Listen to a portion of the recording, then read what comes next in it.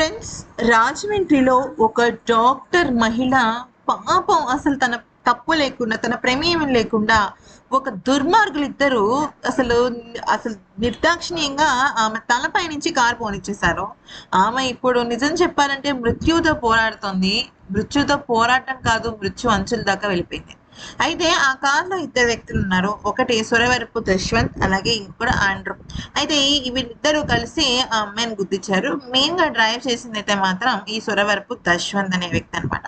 అయితే ఈ వ్యక్తి అసలు ఎలాంటి వాడు, ఎందుకు అతను ఆ రోజు మద్యం తాగి వచ్చిన తర్వాత మాల్ వాళ్ళు నువ్వు వెళ్ళిపో, నువ్వు మద్యం తాగి వచ్చావు అని చెప్పినా కూడా ఎందుకు బలవంతంగా అక్కడ మాల్ వాళ్ళతో గొడవ పెట్టుకున్నాడు అనేది కనుక చూసినట్టయితే షాకింగ్ విషయాలు బయటపడ్డాయి. ఇతను ఉంటున్న ఇంటి దగ్గరికి చాలా మంది మీడియా ప్రతినిధులు వెళ్ళారు. వెళ్ళిన తర్వాత ఇతని ఇల్లు లాక్ చేసింది. అయితే చుట్టూ ఉన్న స్థానికులు చెప్పిన విషయం నిజంగా గగురుపాటు పొడుస్తుంది.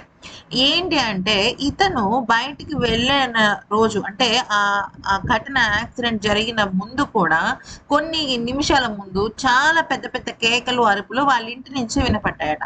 అయితే ఎప్పుడు కూడా విపరీతమైన గొడవలు, కేకలతో, అరుపులతో చాలా అంటే చాలా క్రమశిక్షణ లేని విధంగా ఈ దశ్వంత్ అనే వ్యక్తి ఉంటాడని, ఎప్పుడు కూడా అసలు చుట్టుపక్కల వాళ్ళని ఒక పలకరింపు కానీ, ఒక నవ్వు కానీ, లేదంటే ఒక కోఆపరేషన్ కానీ ఇతని నుంచి ఉండదని, ఇతని ఫ్యామిలీ ముఖ్యంగా ఇతని మదర్ అయితే ఇతనిని చాలా దారుణంగా పెంచిందని, ఆవిడ కూడా ఇంచుమించు అలాంటి మనిషేనంటూ చాలా మంది కామెంట్స్ చేశారు. అయితే వీడిని ఇమ్మీడియట్ గా అసలు కేసులు, రిమాండ్లు, రికార్డులు కాకుండా ఇమ్మీడియట్ గా ఉరి తీసేయాలని చెప్పేసి చాలా మంది కోరుకుంటున్నారు ఫ్రెండ్స్. మరి మీరు కూడా ఇదే కోరుకున్నట్టయితే కామెంట్ సెక్షన్ లో చెప్పండి.